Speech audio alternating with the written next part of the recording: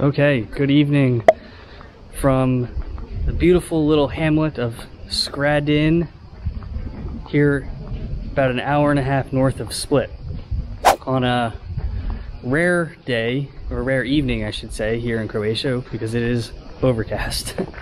And so I got here last night. Actually didn't do much vlogging last night. I just kind of took it easy, got some editing done earlier today, and it was super hot this afternoon, and so I decided to wait a little bit, and now I'm out in the streets and I'm just getting this vlog started, meaning I'm actually here for another day tomorrow, and I'm going to be going to Krka National Park. Krka National Park is one of the large national parks here in Croatia. There are several, and Skradin, the town that I'm in now, is actually one of the entrance points for Krka National Park. So you can take a ferry down the Krka River and into the park, and that's what I'll be doing tomorrow. So for tonight, I really just wanted to give you guys a taste of this really cute little medieval town that's much quieter than the other places I've been so far in Croatia, and see what we can find. And then tomorrow we'll hit it hard with a full vlog about Krka National Park here in Skradin. Similar to what I saw last night, it seems like in the evening everyone kind of comes out and congregates in the streets as it cools down. Hello. And during the day there's a lot fewer people out in the streets because it's just so hot here. Yesterday it hit 101 Fahrenheit. But this town's a little bit different than some of the other places I've been in Croatia, just because of these colorful, like pastel colored buildings that we'll see a lot more of coming up here. But this is kind of like the main street.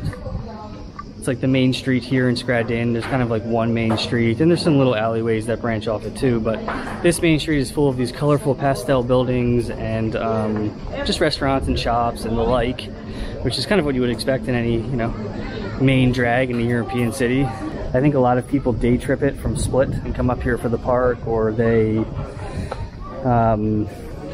maybe just stay one night. I'm actually here for 3 nights because I wanted to just kind of go to a quieter place where I can get some editing done and just explore on my own time, which is kind of what I've been doing for the last 24 hours or so since I've been here. It's also just like a very photogenic town, right? Like I could stand at any point on this street all day and just like kind of take pictures. Some vegetables here. Hello. Beautiful buildings, just absolutely gorgeous. And so this is Skradin. So kind of coming to the end here, and this is pretty much it. This is like the main drag of this town. And so it kind of comes out to that main walking drag pathway comes out to this main square here, with of course a church in it. And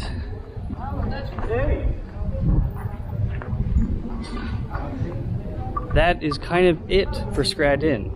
It does kind of, there is a couple more walking paths that go down this way, but for all intents and purposes, that's the town.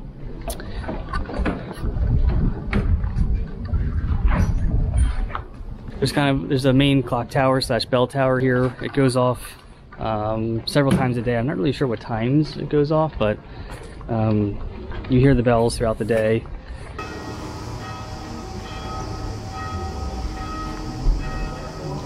Just want to walk you guys down to the water. This town, like I said, is on the Krka River, and let's go this way. The Krka River is what you sail down in order to get into Krka National Park. It's one of the entrances to Krka National Park. These are kind of typical beautiful medieval Croatian towns, at least so far that I've seen in this part of Croatia.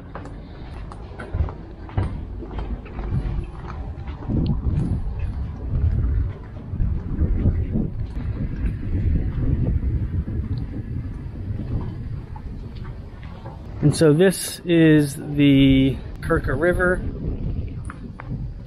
This is where you'll get ferries that go into the National Park, Krka National Park.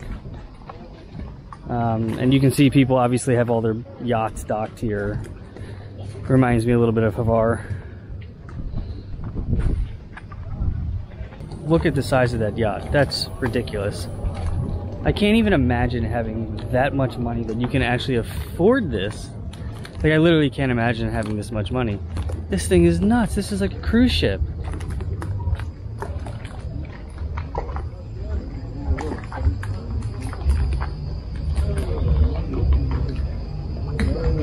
Maybe that is a cruise ship. It's insane. In 3, 2, 1, let's go.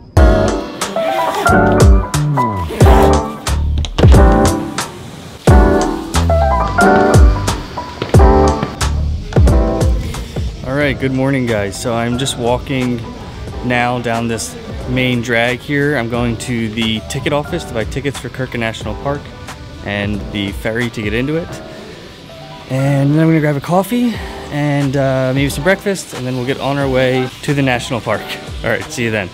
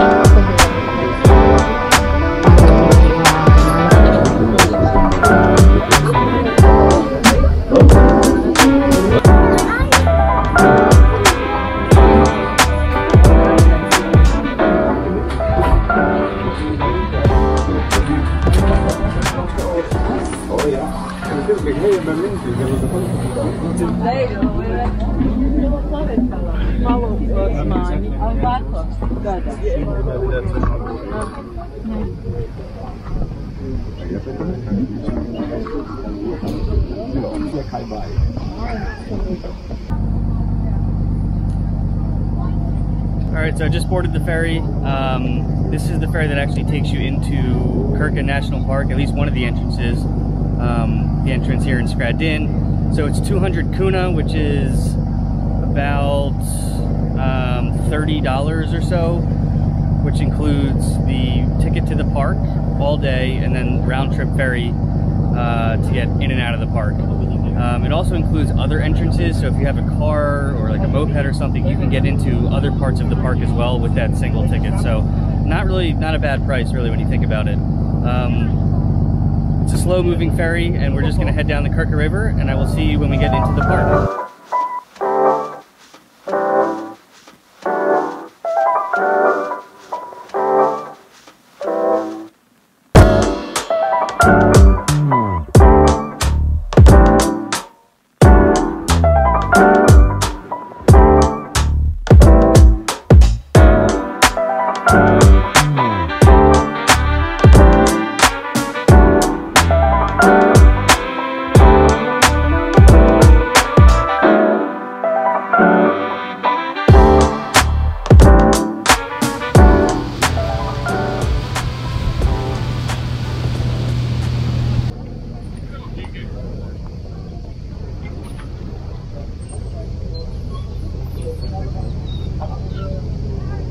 Okay, so the boat drops you off essentially right at the entrance, and the main attraction of this park is these collections of waterfalls that serve as the main hydroelectric power source for all of basically Skradin and Sibenik, which is the bigger city in this region, which is about half an hour south here on the coast.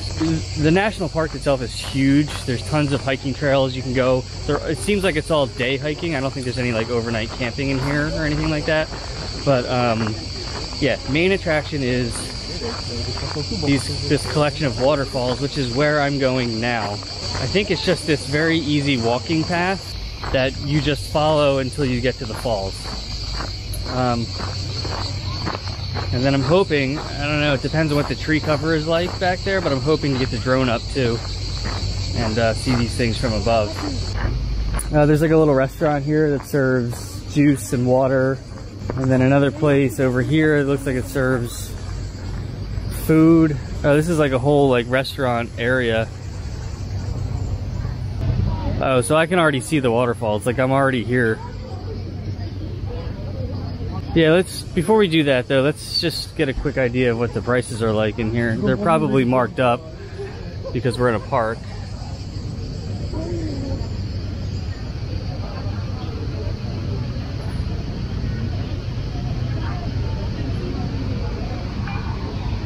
Yeah, so these are actually not horrible prices. These are about what you would expect, yeah. No, these are about right. So there's really not any major markup just because we're in the park. But this is a good spot to get lunch or breakfast if you're in the park. So you literally walk like 5 minutes and you're already at the waterfalls. The trail continues onward, like beyond the falls. And like I said, it makes a kind of a big loop. And so that's probably what I'm gonna do, is see these falls, but then like keep going.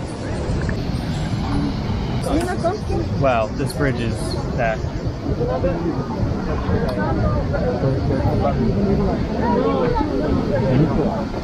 Yeah.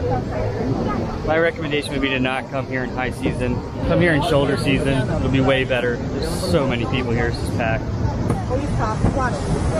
And it's like it's like a family-oriented thing, so it's just like all family.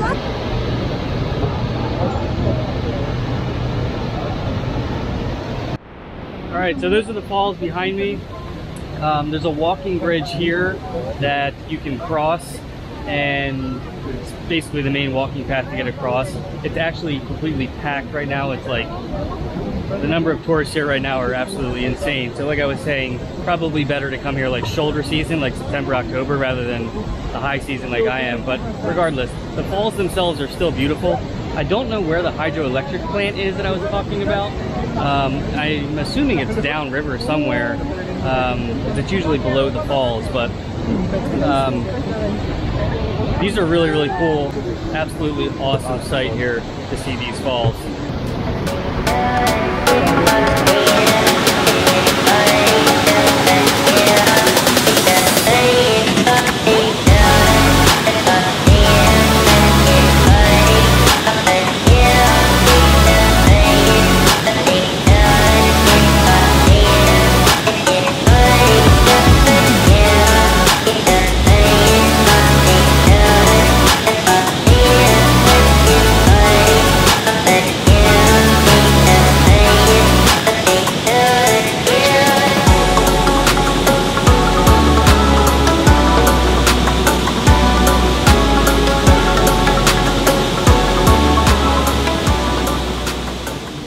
Alright, so I just got the drone up. Here's a little sketch. I kind of flew it like in between some trees and to get over the waterfalls, but it worked, it was fine. And the shots, they should come out awesome. Let me know. I mean, you'll be the one watching it, but so this trail just kind of continues along, and it's like, obviously you can tell it's a very well maintained trail. It's like stone, and there's bathrooms and restaurants and like souvenirs. Like it's like tourist 101 kind of. Oh man, this is gorgeous though. Right here is really awesome. So these falls just kind of continue falling down, down, down, down. Like the trail kind of brings you up and you just follow the falls up, but they keep going down, down, down, down, down. So yeah, this is awesome. Oh, there's a drone right there. It's pretty cool because you can see the falls, you know, from multiple different vantage points. So definitely, you know, that alone makes walking along this path worth it. But I wouldn't come here expecting to get away from the tourists. I kind of did, but Croatia has an abundance of natural resources. Just the fact, you know, its location, it takes up, if you look at a map, it really takes up most of the Adriatic coastline, with the rest being really just Montenegro and Albania, which are much smaller countries, and then like a little slip of Bosnia. And so there are tons of national parks in Croatia. This is Krka National Park I'll be going to, but Vic tomorrow. And there's also a ton of islands and things to do along the coastline just because there's so much coastline. And all of this to say that if you're gonna come to Croatia, make sure you try and get out and see some of these natural wonders, because they are really, really beautiful and pretty unique, really. I think this is the actual start of the path or the trail that goes through the woods. The first part of it is all just really the waterfalls. But look at this, even like this river water, and it's crystal clear.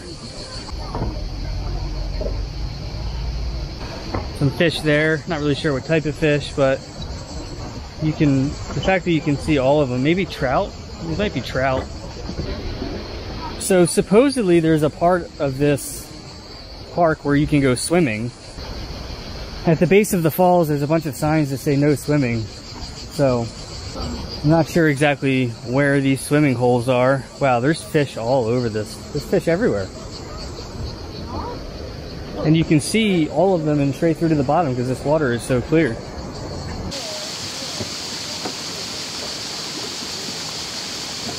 It looks like this is literally just like a wooden plank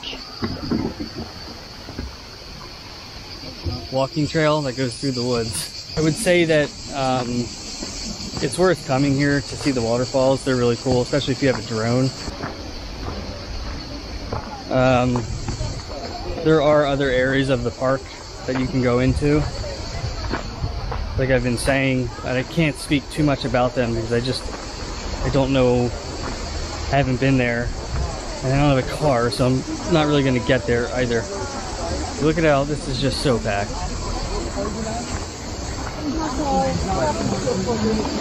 It's like what every bridge has looked like. This one is actually better than others, but okay, so I just got off that walking trail. But there actually were some pretty cool views from it there towards the end. And honestly, the coolest part of that was the fish, seeing the fish just swimming in all these little streams and like little kind of lake beds that are there. So anyway, heading back to the ferry terminal now. This is the wait to get onto the ferry back to Skradin. It's just nuts, absolutely nuts. Tourism is definitely returned to Croatia. So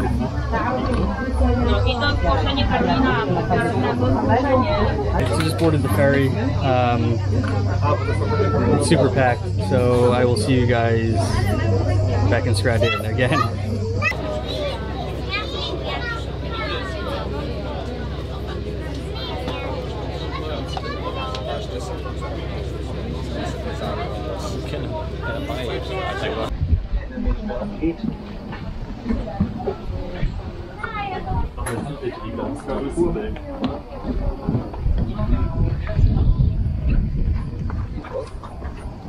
All right, so